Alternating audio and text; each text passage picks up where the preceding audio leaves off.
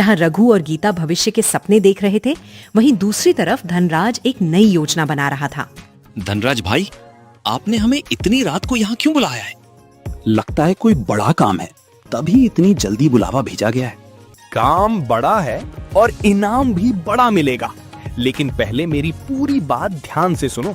आप बस काम बताइए, बाकी चिंता छोड़ दीजिए। बाजार में एक रघु नाम का आदमी कचौड़ी बेचता है।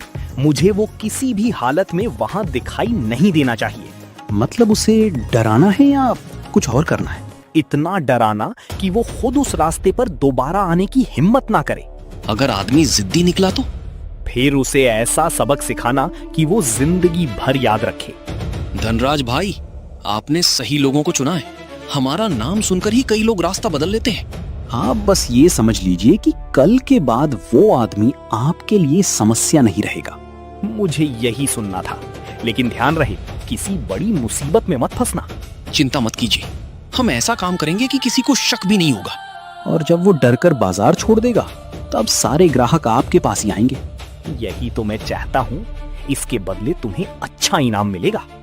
धनराज को लग रहा था कि उसकी समस्या अब खत्म होने वाली है, लेकिन उसे ये नहीं पता था कि गलत रास्ते से मिली जीत ज्यादा देर तक नहीं टिकती।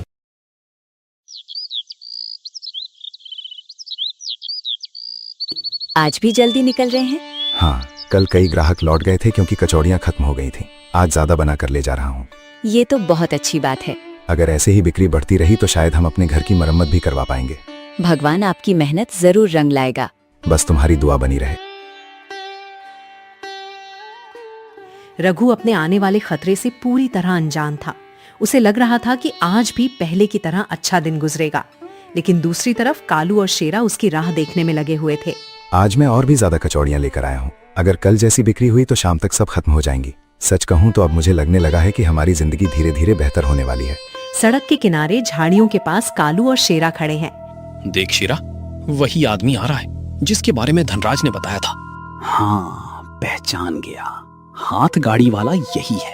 पहले प्यार से समझाते हैं, अगर नहीं माना तो दूसरा तरीका अपनाएंगे। ठीक है, आज इसे साफ साफ समझा देते हैं। कालू और शेरा रघु के सामने आकर खड़े हो जाते हैं। अरे भाई, जरा हाथ गाड़ी रोकना, हमें तुमसे एक जरूरी बात करनी है। जी कहिए भैया, क्या बात है? आप लोग मुझे जानते हैं क्या? जानने की जरूरत नहीं है, बस इतना समझ लो कि हम जो कहने आए हैं वो तुम्हारे भली के लिए है। मैं कुछ समझा नहीं, आखिर बात क्या है? बात बिल्कुल सीधी है। आज के बाद उस बाजार में कचौड़ी बेचने मत जाना। लेकिन क्यों? मैं वहाँ मेहनत करके अपना काम करता हूँ, किसी को क्या परेशानी हो सकती है? ज्यादा सवाल मत पूछो, जितना कहा जा रहा है उतना मान लो। भैया, मेरा परिवार इसी कमाई पर निर्भर है। मैं बिना वजह अपना काम कैसे छोड़ सकता हूँ? रघु की बात सुनकर दोनों को गुस्सा आने लगा। उन्हें उम्मीद थी कि रघु डर जाएगा, लेकिन ऐसा नहीं हुआ। लगता है तुम्हें हमारी बात की गंभीरता समझ नहीं आ रही है। हम तुम्हें समझाने आए हैं, बहस करने नहीं। मैं बहस नहीं कर रहा हूँ, मैं सिर्फ ये जानना चाहता हूँ कि मेरी गलती क्या है। गलती ये है कि तुम वहाँ खड़े हो जहाँ तुम्हें नहीं होना चाहिए। ये बात मेरी समझ से बाहर है। बाजार सबके लिए है, फिर मुझे ही क्यों रोका जा रहा है? क्योंकि कुछ लोगों को तुम्हारा वहाँ होना पसंद नहीं है। अगर किसी को परेशानी है तो वो खुद आकर मुझसे बात करे। हमने प्यार से समझाया था, लेकिन अब लगता है दूसरा रास्ता अपनाना पड़ेगा। आप लोग ऐसा क्यों कर रहे हैं? मैंने आपका क्या बिगाड़ा है? सवाल पूछना बंद करो और यहाँ से चली जाओ। नहीं, मैं बिना वजह अपना काम नहीं छोड़ूंगा। दोनों रघु को धक्का देकर गिरा देते हैं। हाथ गाड़ी एक तरफ झुक जाती है। अरे, ये क्या कर रहे हैं आप लोग? मेरी हाथ गाड़ी संभालो। अभी तो सिर्फ चेतावनी दी है, अगली बार हालत और खराब होगी। अगर कल भी उस बाजार में दिखे तो समझ लेना कि मुश्किल बढ़ जाएगी। दोनों वहाँ से चले जाते हैं। रघु धीरे धीरे उठता है। रघु को ज्यादा चोट तो नहीं लगी थी, लेकिन वो अंदर से डर गया था।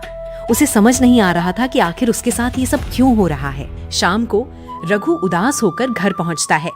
क्या हुआ? आज आपका चेहरा इतना उतरा हुआ क्यों है? आज रास्ते में 2 आदमी मिल गए थे। उन्होंने मुझे बाजार जाने से रोकने की कोशिश की। क्या? फिर आपने क्या किया? मैंने उन्हें समझाने की कोशिश की, लेकिन वे सुनने को तैयार ही नहीं थे। कहीं उन्होंने आपको चोट तो नहीं पहुंचाई? ज्यादा नहीं, लेकिन उन्होंने साफ कह दिया है कि अगर मैं वहाँ गया तो परेशानी बढ़ जाएगी। अब मुझे पूरा यकीन हो गया है कि ये सब धनराज की चाल है। मुझे भी ऐसा ही लग रहा है, लेकिन मेरे पास कोई सबूत नहीं है। चाहे जो हो जाए, हमें घबराना नहीं चाहिए। सच्चाई हमेशा झूठ से ज्यादा ताकतवर होती है।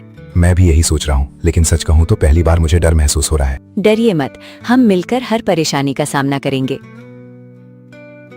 पिछले दिन मिली धमकी के बाद रघु थोड़ा डरा हुआ जरूर था, लेकिन उसने फैसला कर लिया था कि वो किसी के डर से अपनी मेहनत का काम नहीं छोड़ेगा।